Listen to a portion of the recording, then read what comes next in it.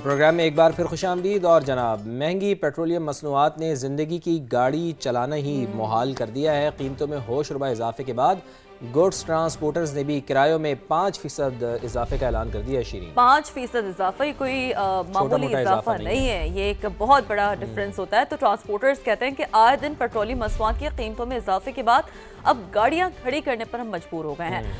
سماعت کے نمائندے حامد الرحمان اس وقت کراچی ٹرک اڈے پر موجود ہیں، بہت ہی اہم سپاٹ پر موجود ہیں. حامد الرحمان، آپ بتائیے آپ کیا صورتحال دیکھتے ہیں؟ دیکھیے، پیٹرول اور ڈیزل کی قیمتوں میں اضافے سے جہاں عام آدمی پریشان ہے، وہیں گوڈز ٹرانسپورٹر بھی ہمیں مشکلات کا شکایت دے رہے ہیں. اب پاکستان گوڈز ٹرانسپورٹر الائنس کی جانب سے جو ہے پیٹرولیم کی جو مصنوعات کی قیمتوں میں جو اضافہ ہوا اس کی نہ صرف مذمت کی گئی ہے، بلکہ یہ کہا گیا ہے جو گوڈز ٹرانسپورٹ کے جو کرائے ہیں ان میں بھی 5% اضافے کا اعلان کر دیا گیا. اور یہ کہا گیا ہے کہ جو گوڈز ٹرانسپورٹر ہیں وہ اپنی گاڑیاں بند کرنے پر مجبور ہو گئے ہیں، کیونکہ جو ڈیزل کی قیمتیں ان کے قیمتیں اتنی زیادہ ہو گئی کہ اب ان کو گاڑیاں چلانا مشکل ہو رہا ہے. ایسوسی ایشن ان کی جانب سے حکومت سے مطالبہ کیا گیا ہے کہ پیٹرولیم کی جو مصنوعات کی جو قیمتوں میں اضافہ ہوا ہے نہ صرف ان کو کم کیا جائے، بلکہ حکومت جو ہے جو اپنی پالیسیوں پر نظر ثانی کرے تاکہ وہ اپنی گاڑیاں چلا سکے اور جو ڈرائیور حضرات ہیں جو بے روزگار ہو رہے ہیں ان کی نوکریوں کو بھی بچایا جا سکے. جی ٹھیک ہے، بہت شکریہ حامد الرحمان نے تمام جو ڈیٹیلز ہم تک پہنچائی. ایک بہت زبردست چیز ہو رہی ہے جو کہ اکیڈمک سینٹرک ہے، اور بہت اچھا لگتا ہے جب اس طرح کے اقدامات انٹروڈیوس کیے جاتے ہیں. تو پنجاب کے تعلیمی نصاب میں بڑی تبدیلیاں آ رہی ہیں جناب. اے آئی سمیت اہم موضوعات کو اب شامل کرنے کا فیصلہ کیا گیا. ویسے یہ بہت پہلے ہو جانا چاہیے، بٹ اٹس گڈ کہ اب یہ فیصلہ کر لیا گیا. بالکل. تفصیلات جان لیتے ہیں. ہمارے ساتھی اینکر عمیر بشیر نے اس کے اوپر ایک رپورٹ تیار کی ہے، تو عمیر کی جانب چلتے ہیں. اب آپ کو بتائیں کہ پنجاب میں تعلیمی نصاب میں اہم تبدیلیوں کا فیصلہ. نرسری سے 12ویں جماعت کا نصاب 2 مرحلوں میں تبدیل کیا جائے گا. پہلے فیز میں نرسری سے 5ویں جماعت تک کا نصاب تبدیل کیا جائے گا. 6ٹھی سے 12ویں جماعت کے نصاب میں تبدیلیاں دوسرے مرحلے کا حصہ ہوں گی. پیکٹا حکام کے مطابق پرائمری کے نصاب میں طلبہ پر بوجھ بہت زیادہ ہے. پرائمری نصاب سے مختلف موضوعات کو کم کیا جائے گا، جبکہ نصاب میں جدید علوم کو شامل کرنے پر بھی غور کیا جا رہا ہے. نئے تعلیمی نصاب میں اے آئی، ماحولیات اور اخلاقیات سے متعلق مواد شامل کیا جائے گا. حکام کا کہنا ہے کہ نصاب میں تبدیلی کے لیے وقت درکار ہے. آئندہ تعلیمی سال میں نئے نصاب کو شامل کرنا شاید ممکن نہ ہو. تو عمیر ہمیں بتا رہے تھے کہ کیا تبدیلیاں ہو سکتی ہیں، اور اس کے اوپر ہم چونکہ تفصیلی گفتگو کر رہے ہیں کہ پنجاب کے تعلیمی نصاب میں مزید کیا کیا اہم تبدیلیاں ہو رہی ہیں اور ان پر کب تک عمل درآمد ہوگا. تو سب سے اہم سوال یہ ہے کہ عمل درآمد اس کے اوپر کب ہوگا. سماعت نمائندے دانیال عمر ہمارے ساتھ موجود ہیں. دانیال، ایک تو گڈ مارننگ آپ کو، اور امید ہے آپ ٹھیک ہوں گے. بڑا اچھا ایک اقدام پنجاب حکومت کرنے جا رہی ہے، تعلیمی نصاب میں تبدیلیاں کی جا رہی ہیں. تو ذرا میں چاہوں گا دانیال ذرا تفصیل سے بتائیے کہ کیا کیا تبدیلیاں ہو رہی ہیں اور وہ کون سے موضوعات ہیں جنہیں نکال کر اے آئی اور ماحولیات جیسے اہم ایشوز کو شامل کیا جا رہا ہے. دیکھیں فادر شری، آپ دونوں کو بھی گڈ مارننگ. سب سے پہلے تو پنجاب میں ایک ادارہ بنا ہے پیکٹا، جو کہ Punjab education curriculum training and assessment authority ہے. اس ادارے کا کام پہلے پنجاب ٹیکسٹ بک بورڈ کرتا ہوتا تھا، مگر اب اس ادارے بننے کے بعد اس میں باقاعدہ طور پر بورڈز بنائے گئے، اور اس بورڈ نے اب یہ فیصلہ کیا ہے کہ پنجاب کا جو نصاب ہے اسے تبدیل کیا جائے گا. 2 فیزز کے اندر یہ تبدیلی آئے گی. پہلے نرسری سے لے کر 5ویں جماعت تک نصاب کو تبدیل کیا جائے گا. اس کے بعد 6ٹھی سے لے کر 12ویں جماعت تک جو نصاب ہے اس میں تبدیلی لائی جائے گی. اور اس کا بیسک مقصد یہ ہے کہ اب سٹوڈنٹس کو کانسیپٹ بیس لرننگ کی طرف لے کے جانے کا فیصلہ کیا گیا ہے. پہلے پیکٹا کے مطابق صرف اور صرف جو رٹا سسٹم ہے اس کو فروغ دیا جاتا تھا، اور جو اساتذہ ہیں ان کی کوشش ہوتی تھی کہ جو کتابیں ہیں وہ ختم کروائی جائیں. ہماری جب بات ہوئی پیکٹا کے سی ای او سے تو ان کا یہ کہنا تھا کہ جب انٹرنیشنل جو ایجنسیز ہیں ان کا بھی سہارا لیا گیا اور دنیا بھر کے میں جو تدریس طلباء کو دی جاتی ہے اس کو دیکھا گیا، تو اس کے مطابق تقریباً جو 1 کلاس کا ایک سٹوڈنٹ ہے وہ 1 سے لے کر 100 تک جو گنتی ہے وہ پاکستان کے اندر سیکھتا ہے، مگر دنیا بھر کے اندر جو 1 کلاس کا بچہ ہے وہ 1 سے لے کر 20 تک گنتی سیکھتا ہے. اس کا مطلب یہ کہ اس کا نصاب کم ہوتا ہے. تو اب یہ فیصلہ کیا جا رہا ہے کہ جو غیر ضروری مواد ہے اس کو نصاب میں سے نکال دیا جائے گا، اور ساتھ ہی ساتھ ایسی چیزیں شامل کی جائیں گی جس سے طلبہ کی جو تخلیقی صلاحیتیں ہیں उनको उजागर करने का मौका मिल सके। ना सिर्फ ये कि तलबा रट्टा लगाएं और उसको मेमोराइज करने की कोशिश करें, बल्कि वो सोच सकें कि आया ये चीज़ें जो है वो उनको वो दुनिया में किस तरह से अप्लाई कर सकते हैं, उनको जो है वो करिकुलम से फ़ायदा क्या हो सकता है, उसको सोच समझ कर जो पढ़ने की कोशिश है वो स्टूडेंट्स कर सकें। ये तो बड़ी अहम बात है। सारी चीज़ें जो है चूँकि ज़ाहिर है ये सारे सवाल तो अहम हैं कि ये तब्दीलियाँ कब से इम्प्लीमेंट होंगी, नए तालीमी साल के आगाज़ से क्या हम ये देख पाएंगे कि इनको जो है वो इंटीग्रेट किया जाएगा। लेकिन चूँकि दानियाल आपकी ये बीट है, आप तो ख़ुद इससे एजुकेशन को बड़ा क्लोजली देखते हैं, क्लासरूम्स का अहवाल आप बखूबी तौर पर जानते हैं, तो हम चाहेंगे कि चूँकि चैलेंजेस भी आपको बखूबी तौर पर अंदाज़ा है कि आप थोड़ा सा जो ऑन ग्राउंड रियलिटी है उसमें मेरा सवाल ख़ास तौर पर AI की इंटीग्रेशन के हवाले से है कि क्या वो बहुत आराम से सिलेबस का पार्ट बन सकेगा, असातिज़ा को उस हवाले से ट्रेन करना, ये सब जो एक अमल है ये कितने अरसे में मुकम्मल हो सकेगा या इसकी शुरुआत हो सकेगी दानियाल? देखिए शीरी, अभी तो पेक्टा के मुताबिक ये कबल अज़ वक्त है कि फौरी तौर पर जो नया निसाब है वो आइंदा तालीमी साल से उसको इम्प्लीमेंट किया जा सके, क्योंकि इसमें बहुत सारी चेंजेस होंगी।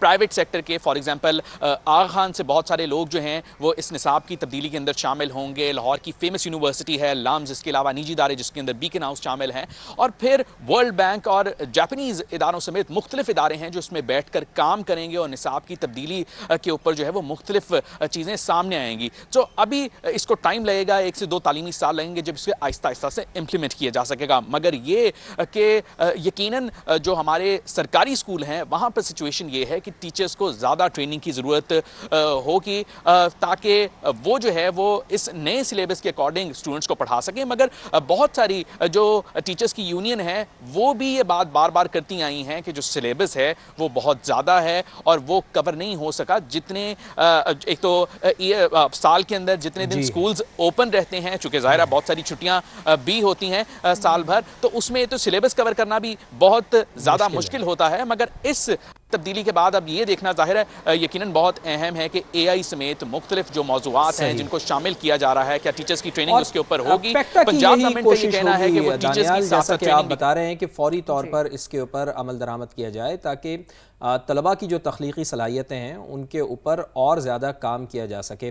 तो दानियाल बहुत बहुत शुक्रिया आपका, आपने बड़ी डिटेल में हमें इस इक़दाम के मुताल्लिक़ और इसी अहम इशू पर बात करने के लिए हमारे साथ अब मौजूद हैं माहिर तालीम प्रोफेसर डॉक्टर लुबना ज़हीर साहिबा। डॉक्टर साहिबा बहुत बहुत शुक्रिया समा को अपना कीमती वक्त देने के लिए। खुशामदीद हम करते हैं आपको अपने प्रोग्राम में। और सवाल हमारा आपसे ये है कि पंजाब में नर्सरी से 12वीं जमात तक निसाब को 2 मरहलों में तब्दील करने का ये जो फ़ैसला किया गया है, गुज़िश्ता तालीमी पॉलिसियों के तनाजुर में आपकी नज़र में किस हद तक ज़रूरी इक़दाम है? बिस्मिल्लाहिर्रहमानिर्रहीम, बहुत शुक्रिया समा टीवी का इस अहम मौजू पर बात करने के लिए और बात करने के लिए मुझे मौका फराहम करने के लिए भी गुजारिश ये है कि तब्दीली तो अगर पॉजिटिव और मुस्बत तरीके से लाई जाए तो अच्छी होती है। देखिए, जो हमारा निसाब तालीम है उसके बारे में अक्सर हम ये जिक्र सुनते रहते हैं कि ये जदीद तकाज़ों के मुताबिक नहीं है, और हम ये भी सुनते रहते हैं कि करिकुलम को, निसाब को यहाँ पे रिवाइज़ नहीं किया जाता और बरसों से जो पुराना निसाब पढ़ाया जाता है हम उसी रूटीन से वो निसाब पढ़ते हुए अपने बच्चों को भी देख रहे हैं। इस बात पे अक्सर तनकीद हुआ करती थी और अब भी जब भी ये मामला ज़ेर बहस आता है तो हम कहते हैं कि निसाब को रिवाइज़ करना चाहिए। अब अगर हुकूमत पंजाब ने और पेक्टा ने ये डिसीजन ली है कि निसाब को रिवाइज़ किया जाएगा और 2 मरहलों में किया जाए या 4 मरहलों में किया जाए, अच्छी बात है कि उसको रिवाइज़ किया जा रहा है। और अभी तो बिल्कुल महदूद मालूमात हमारे सामने आए हैं जिसके मुताबिक कहा यह जा रहा है कि निसाब को रिवाइज़ किया जाएगा और ज़्यादा फोकस इस चीज़ पे रखा गया है कि ये जो निसाब तालीम है ये ज़्यादा बर्डनड बच्चे फ़ील करते हैं, इसकी मिकदार ज़्यादा है, इसकी क्वांटिटी ज़्यादा है, तो क्वांटिटी कम करने की भी बात की जा रही है। मुझे क्वांटिटी से ज़्यादा इशू नहीं है, उसको कम करे या उसको ज़्यादा करे मुझे इससे इशू नहीं है। असल बात यह है कि अब अगर हुकूमत ने ये फ़ैसला कर लिया है कि निसाब को तब्दील करना है तो निसाब को तब्दील करना एक पॉजिटिव समत में होना चाहिए। मसलन अगर आप निसाब को तब्दील कर रहे हैं तो उसका मतवा नज़र या उसका मकसद ये नहीं होना चाहिए कि हमने सिर्फ बच्चों का बर्डन कम करना है। असल में उसका मकसद ये होना चाहिए कि हमने निसाब को जदीद तकाज़ों से हम आहंग करना है। हमने बच्चों को वो तालीम देनी है जो आज के दौर में ज़रूरी है। हमने बच्चों को वो चीज़ पढ़ानी है जो तरक्की याफ्ता मुल्कों में पढ़ाई जा रही है, और इस हवाले से अगर कोई तब्दीली करते हैं तो मुझे लगता है पॉजिटिव चीज़ है। लेकिन اگر یہ تبدیلی just for the sake of تبدیلی کی جا رہی ہے اور ہم صرف یہ سوچتے ہیں کہ بستے اور بیگ جو ہیں وہ بڑے ہو گئے ہیں بچوں کو ان کو چھوٹا کرنا ہے, یہ بھی ویسے اس معاملے کو بھی غور کرنا چاہیے, لیکن میرا خیال میں صرف یہی آبجیکٹیو نہیں ہونا چاہیے. نصاب کو اگر جدید تقاضوں کے ساتھ ہم آہنگ کیا جا رہا ہے, رٹا سسٹم کو ختم کرنے کا ارادہ ہے, بچوں کی انڈرسٹینڈنگ کو اور کمپریہنشن کو بڑھانے کا ارادہ ہے, کرٹیکل تھنکنگ کو انہینس کرنے کا ارادہ ہے, تو پھر تو یہ بڑی اچھی خبر ہے اور بڑی اچھی اطلاع ہے. بالکل, یہ بڑا زبردست. اچھا لبنہ صاحبہ, کیا آپ سمجھتی ہیں کہ پنجاب کے دیہی اور شہری اسکولوں دونوں کے لیے اے آئی اور جدید علوم کا جو نصاب ایک یکساں مناسب فیصلہ ہوگا؟ کیونکہ ظاہر چیلنجز کو بھی آپ بخوبی طور پر جانتی ہیں جو یہاں پر موجود ہے. ڈیجیٹل ڈیوائڈ جسے ہم کہتے ہیں عام زبان میں, وہ ہمیں دیکھنے کو ملتا ہے. پھر ٹیچر ٹریننگ, انٹرنیٹ ایکسیس, یہ سارے بھی تو چیلنجز ہیں نا لبنہ صاحبہ؟ بالکل آپ نے ٹھیک فرمایا. میرا تعلق چونکہ ہائر ایجوکیشن سے ہے, تو وہاں پہ بھی ہائر ایجوکیشن کمیشن نے ایک بہت اچھی ڈیسیژن لی ہے کہ اے آئی کا ایک کورس جو ہے وہ شامل کیا جائے, نصاب کا حصہ بنایا جائے. اپیرنٹلی تو یہ ہمیں بہت اچھا لگتا ہے, کیونکہ اس ایج میں اور اس اسٹیٹس کے ساتھ ہم بھی چاہتے ہیں کہ ہم نئی نئی چیزیں سیکھیں, تو ہمارے اسٹوڈنٹ کو تو سیکھنی ہی چاہیے. اصل ایشو یہ ہے کہ اگر پنجاب گورنمنٹ اسکول ایجوکیشن کے لیے یا پرائمری ایجوکیشن کے لیے بھی ایسا کر رہی ہے تو یہ بہت اچھی چیز ہے, لیکن سوال یہاں پہ یہ اٹھتا ہے کہ ٹیچرز کو کون ٹرین کرے گا, انفراسٹرکچر ڈیولپمنٹ کون کرے گا. دیکھیے, اگر ہم نے اے آئی انٹروڈیوس کروانا ہے, اور اس خبر کے ریفرنس سے میں یہ بھی پڑھ رہی تھی کہ کلائمیٹ چینج اور انوائرمنٹ کے حوالے سے جو معلومات ہے وہ بھی نصاب کا حصہ بنائی جائے گی, جو بہت اچھی بات ہے اور بڑی پازیٹیو چیز ہے. لیکن میرا سوال یہ ہے کہ اس کے لیے کیا پہلے سے ٹیچرز کو ٹرین کر لیا گیا ہے, انفراسٹرکچر ڈیولپ کر لیا گیا ہے؟ مثلا اگر ایک اے آئی کا کورس بنانا بڑا آسان کام ہے, ہم بنا کے سب سکولز میں اور کالجز میں اور یونیورسٹیز میں بھی لاگو کر دیتے ہیں, امپلیمنٹ کر دیتے ہیں, تو کیسے؟ مطلب پڑھانا تو کسی ٹیچر نے, آپ نے سالوں لگا کے یا مہینوں لگا کے اس ٹیچرز کی ٹریننگ کی ہے جنہوں نے یہ کورسز پڑھانے ہیں. تو میرا خیال میں اس حوالے سے بھی غور ہونا چاہیے. اور جیسے آپ نے ڈیجیٹل ڈیوائسز کی بات کی, یہ بہت آسان ہوتا ہے کہ ہم نے کمپیوٹر سائنس پڑھانی ہے, ہم نے آرٹیفیشیل انٹیلیجنس پڑھانا ہے. آرٹیفیشیل انٹیلیجنس پڑھانا, کمپیوٹر سائنس پڑھانا, کلائمیٹ چینج پڑھانا ایک پروسیس کا نام ہے. کورس ڈیولپ کر لینا, کورس آؤٹ لائن بنا لینا تو بہت آسان ہے, وہ تو ہم کاپی پیسٹ کر کے بھی بنا لیں گے تو بالکل ریلیونٹ ہوگی.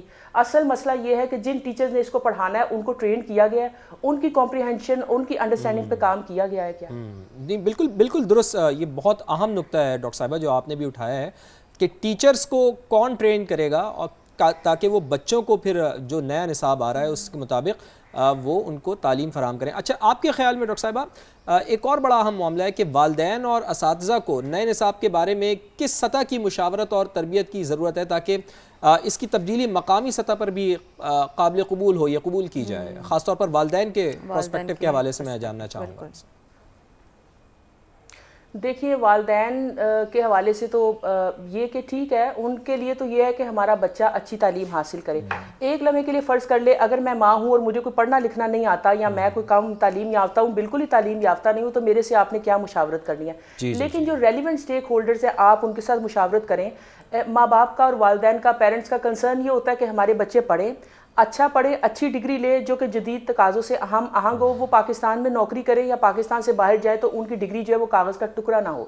تو والدین سے بھی مشاورت ہونی چاہیے, لیکن زیادہ مشاورت جو ہے وہ ٹیچر سے ہونی چاہیے اور دیگر سٹیک ہولڈر سے ہونی چاہیے, پالیسی میکرز کے ساتھ ہونی چاہیے, انٹلیکچوئلز کے ساتھ ہونی چاہیے, یونیورسٹی کالجز کے پروفیسرز کے ساتھ ہونی چاہیے, اسکولز کے ٹیچرز کے ساتھ ہونی چاہیے, جو کہ اصل میں سٹیک ہولڈرز ہیں. میں پھر سے ایک بات یہی کہوں گی کہ اگر یہ تبدیلی آ رہی ہے تو اس تبدیلی کو با مقصد ہونا چاہیے. دیکھیں, خالی خولی کاغذی نمائشی آرائشی تبدیلی کا بالکل کوئی فائدہ نہیں ہے. اگر تو یہ با مقصد تبدیلی, ابھی میں ایک اور چیز پڑھ رہی تھی, وہ بیان میں غالباً کسی ایک آفیشل کا پڑھ رہی تھی کہ پاکستان میں تو 1 سے 20 تک, باہر ملکوں میں تو 1 سے 20 تک گنتی اس گریڈ میں سکھائی جاتی ہے, لیکن پاکستان میں 1 to 100 سکھا دی جاتی ہے, یعنی بچوں کے برڈن اور اوور برڈن ہونے کی بات. جی ڈاکٹر صاحب, یہ بتایا ابھی ہم باقاعدہ ہم اپنے رپورٹر سے بھی بات کر رہے تھے, دانیال نے بھی اس کے اوپر بڑی تفصیلی روشنی ڈالی. آپ کی بات بالکل درست ہے ڈاکٹر صاحب. جی, تو گزارش ہے کہ مجھے یہ خبر سن کے اور یہ جملہ پڑھ کے خیال آیا کہ ہم 100 تک گنتی تو پڑھا رہے ہیں اور باہر کے ملک والے بالکل ٹھیک ہے 20 تک گنتی اس بچے کو پڑھاتے ہیں, لیکن آپ نے کبھی غور کیا کہ وہ اپنے بچوں کو کیا کیا کچھ نہیں سکھاتے؟ آپ باہر ملکوں میں جا کے ان کے سکولز دیکھیں, وہ صرف گنتی پہ فوکس نہیں ہے. آپ گنتی کم کر دیں گی تو وہ والی گنتی تو ایڈ کریں اور وہ والی چیزیں تو شمار کریں جو وہ اپنے بچوں کو سکھاتے ہیں, جن میں تربیت کا ایلیمنٹ ہوتا ہے, مورل ویلیوز ہوتی ہیں, جس میں ٹیکنیکل ایجوکیشن ہوتی ہے. یہاں پہ میری ایج کی خاتون کو بھی ایک چھوٹا سا شو لگانا پڑ پڑ جائے تو مجھے کسی الیکٹریشین کو بلانا پڑتا ہے. کتنی باہر ہم نے دیکھا پڑھے لکھے لوگ زبردست بچے بات کام کی ہے کر رہے لبنہ ہوتے ہیں. صاحبہ, بہت زبردست بات کی ہے کہ مورل ویلیوز پہ بھی باہر کام ہوتا ہے, اس پہ بھی کام کیا جائے, انہیں بھی انکلکیٹ کیا جائے, ایٹیکیٹس پر کام کیا جائے, وہ بھی انکلکیٹ کیا جائے. بالکل ایسا ہی ہے, ان کو بھی کریکولم کا پارٹ بنایا جائے. اب بہت انٹرسٹنگ گفتگو کر رہی تھیں آپ, لیکن چونکہ وقت ہمارے پاس تھوڑا ہے لبنہ صاحبہ, اور آپ نے بالکل درست فرمایا کہ با مقصد یہ جو امپلیمنٹیشن ہے, چینجز ہیں, وہ ہونے چاہیے. بہت شکریہ کہ آپ نے سما کو وقت دیا. لبنہ ظہیر صاحبہ ہمارے ساتھ موجود تھیں اور وہ بڑی تفصیل سے روشنی ڈال رہی تھیں. اور ایک اور اہم مسئلہ ہے, چونکہ وقت کی بڑی قلت ہے, وقت ہمارے پاس بڑا محدود ہے, تو میں چاہوں گا کہ کوئکلی ہم آپ کو یہ بھی بتا دیں کہ پنجاب میں نوجوانوں کی بے روزگاری ایک بڑا چیلنج بن گئی ہے.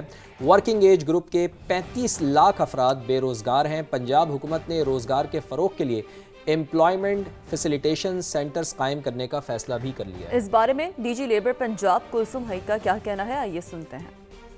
زیادہ تر جو ہماری ورکنگ ایج پاپولیشن ہے وہ پنجاب میں ہی رہتی ہے, اور ہماری جو because we have a very young population, تو ورکنگ ایج جو پاپولیشن ہے وہ اراؤنڈ 35 لاکھس ہے according to the latest labour force survey. تو اس سلسلے میں ہم اب کوشش کر رہے ہیں کہ امپلائمنٹ جنریشن کے اوپر کام کریں, اور اس کے لیے ہمارا ایک آلریڈی ایک آن لائن پورٹل ہے جس کا نام ہے پنجاب جاب سینٹر, جس کے 70 کیوسکس ہیں آل اوور پنجاب, اور یہ ڈیجیٹل پلیٹ فارم ہے. اور اس کو ہم بیسکلی اس کے اندر ہم جاب سیکرز کو رجسٹر کرتے ہیں. گراس روٹس لیول پہ جو جاب سیکرز ہیں یا امپلائیبل یوتھ ہے ہماری, اس کی ہینڈ ہولڈنگ کے لیے ہم امپلائمنٹ فیسیلیٹیشن سینٹرز پورے پنجاب میں بنانے, جیسے لاہور ہے, راول پنڈی, ملتان, رحیم یار خان اینڈ سیالکوٹ, فیصل آباد. تو یہ 5-6 سینٹرز ہیں جو ہم بنائیں گے. وہاں پہ بیسکلی ہم انفارمیشن دیں گے مائیگریشن کے بارے میں کہ what is the legal way to migrate, کیونکہ جو ینگ لڑکے لڑکیاں ہیں اس وقت ہمارے پاس, ان کو بہت دفعہ سینس آف ڈائریکشن نہیں ہوتی کہ ہم کن ایریاز میں ہمیں جانا چاہیے, ہمارا ایپٹیٹیوڈ کہاں پہ ہے, اور پھر یہ کہ جابس کس سیکٹر میں اویلیبل ہے اس کا بھی ان کو پتہ نہیں ہوتا. ایک بہت بڑا ایریا ہے جو ابھی تک ان ایڈریسڈ ہے پنجاب میں, پورے پاکستان میں, وہ ہے نیٹ.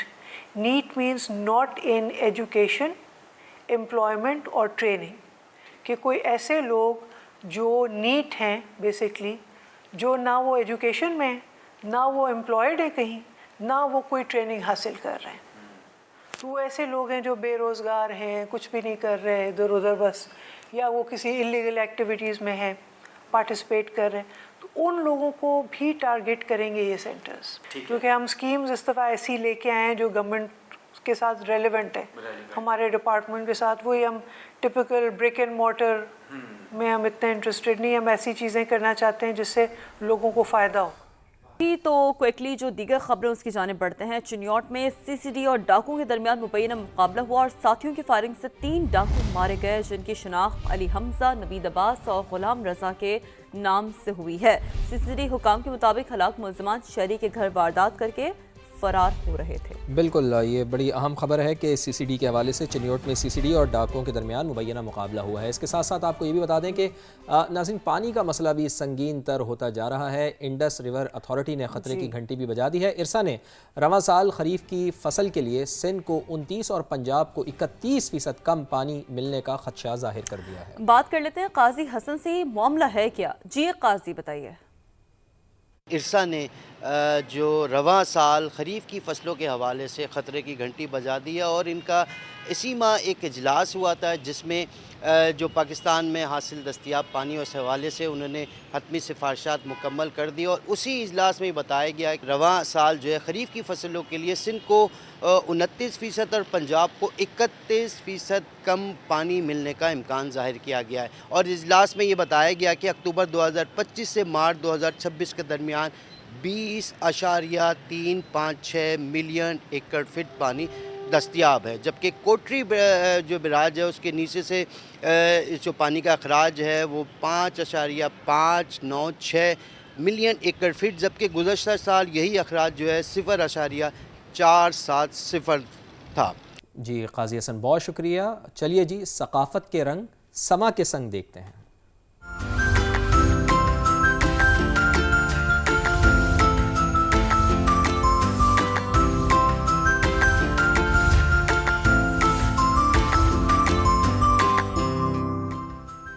जनाब प्रोग्राम के इस सेगमेंट में आज हम आपको बता रहे हैं और बल्कि सैर करवा रहे हैं मोहनजो दड़ो की वादी सिंध की तहजीब का अजीम शाहकार। हम तो उसको रिलेट कर सकते हैं, हमने अपने बचपन में बहुत गए हैं। जी हाँ बिल्कुल। और मेरा ख्याल है कि सिंध का जो भी शहरी है अब वो कम से कम मैं ये समझता हूँ कि शायद may be if I am not wrong कि वो मोहनजो दड़ो ज़रूर गया होगा। लाड़काना के करीब दरियाए सिंध के किनारे वाक़ तारीख़ी शहर तो खामोश है, लेकिन यहाँ की एक एक ईंट नाजरीन एक एक अलग दास्तान सुना रही है।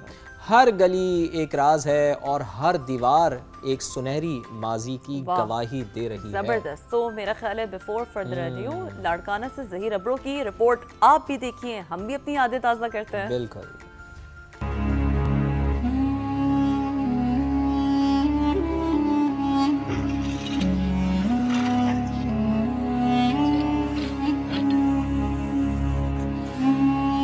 हजारों साल पहले आबाद होने वाला मोइंजो दाड़ो वादी सिंध की तहजीब का एक अजीम शाहकार। ये शहर अपने वक्त की एक तरक्की याफ्ता बस्ती था, जहाँ सड़कें सीधी और कुशादा, घर पक्की ईंटों से तामीर शुदा और नकासी आब का ऐसा शानदार निजाम मौजूद था जो आज के जदीद शहरों को भी हैरान कर देता है। इस शहर का नाम जब जिंदा था तो इसका नाम था मलूहा या मीलूहा, इस शहर का नाम था। जब ये मंजर आम पर आया तो उस वक्त इसको मोहनजो दड़ो कहा जाता था। ये 5000 साल पुरानी साइट है। मोहनजो दड़ो दुनिया के सबसे बड़े चंद कदीम शहरों में है, मेट्रोपॉलिटन शहर हैं। बहुत बड़ी एक्सपेंशन है इसकी और तकरीबन कहते हैं कि उस वक्त इसकी आबादी 40,000 से 50,000 आबादी थी। मोइंजो दाड़ो के लोग सादा मगर नफीस लिबास पहनते थे, खूबसूरत जेवरात का इस्तेमाल करते थे। मट्टी, पत्थर, कांसी और धात से बनी अशिया उनके आला फन और ज़ौक़े जमाल की अक्कासी हैं। मोहनजो दड़ो के बारे में अगर हम बात करें मोर स्पेसिफिकली अगर उनकी सकाफ़त के हिसाब से, तो सकाफ़त में हमने उसकी जो है वो सबसे ज़्यादा जो मेजर कंट्रीब्यूशन है वो है टाउन प्लानिंग उनकी, और उनका जो है वो एग्रीकल्चर सिस्टम, और उसके बाद उसका व्यापार जो हुआ है मेसोपोटामिया मतलब कि यहाँ से बाहर के इलाकों के साथ। और ज़्यादातर हमने जो स्टडी किया उसके बाद हमें पता चला कि जो मोहनजो दड़ो के जो रहवासी थे उनका जो मुआशी सिस्टम था वो ज़्यादातर जो है वो डिपेंड करता था या तो फसलों के ऊपर, एग्रीकल्चर के ऊपर करता था, या फिर वो व्यापार के थ्रू जो है वो अपना इकोनॉमिक जो एक्टिविटीज़ थी वो परफॉर्म करते थे। अगर हम इंडिस स्क्रिप्ट के बारे में बात करें तो वो स्टिल अभी तक अनडिसाइफर्ड है। वो कोई किसी को भी पता नहीं चल पाया कि वो कौन सी जो जुबान है वो बोलते थे। आज तक वो स्क्रिप्ट अनडिसाइफर्ड है। जो दड़ो का ट्रेड था वो पूरी दुनिया में फेमस है इंटरनेशनली। जो वहाँ पे उनको जो एक तो ज्वेलरीज बनाते थे और उसके अलावा जो उनका बर्तन वगैरह का काम था वो पूरी दुनिया में उसको एक्सपोर्ट करते थे, रिवर इंडस को बेचते थे। हालिया तहकीक और नई खुदाइयों से ये भी जाहिर हुआ कि मोइंजो दाड़ो पहले के अंदाजों से कहीं ज्यादा कदीम है। कदीम हिफाजती दीवारें, नई तामीराती निशानियां और मजीद आसार इस शहर की तारीखी अहमियत को मजीद उजागर कर रहे हैं। मोहनजो दड़ो की ये जो आप एक्सकेवेशंस अभी साइट्स देख रहे हैं, एक्सकेवेटेड साइट, ये हमारी 10% है। 10% हमारी ये जो सरफेस पे हमारी साइट्स हैं ये 10% है। 90% अभी तक still remaining under the earth हैं। तो होपफुली जैसे कि अभी ये चीज़ें हो रही हैं तो फर्दर इन फ्यूचर हम इस एक्सकेवेशंस को बढ़ाएं और ताकि नए नए जो एक राज हैं मोहनजो दड़ो के हिसाब से या जो तहकीक है वो सामने आ जाए। मोइंजो दाड़ो आज भी खामोश खड़ा है, मगर उसकी खामोशी में एक पैगाम छुपा है कि कौमों की असल पहचान बुलंद इमारतें नहीं बल्कि इल्म, इंसाफ, नज्म, शऊर और इंसानियत होती है। ज़हीर अब्रो, समा न्यूज़, लाड़काना। अफसोसनाक वाक़या पेश आया है। चारसद्दा में फायरिंग हुई है। मौलाना मोहम्मद इदरीस शहीद हो गए हैं। पुलिस ज़राए ऐसा बताते हैं।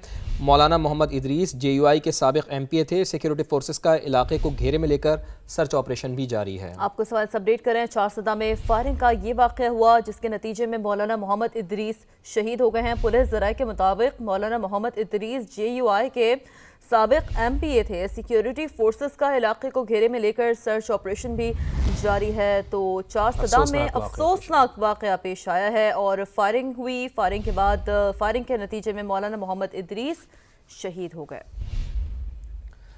शिरीन, क्या ऐसी चीज़ें हो सकती हैं कि अगर हम उनको इख्तियार करें तो हम छोटी छोटी बीमारियों से बच सकते हैं? आप बुनियादी चीज़ ये होती है फवाद कि सिर्फ अपने हाथ ही साफ रख लेना तो बहुत सी बीमारियों से आप बच सकते हैं। आज दुनिया भर में हाथों की सफाई का दिन मनाया जा रहा है, ये रिपोर्ट दिखाता है।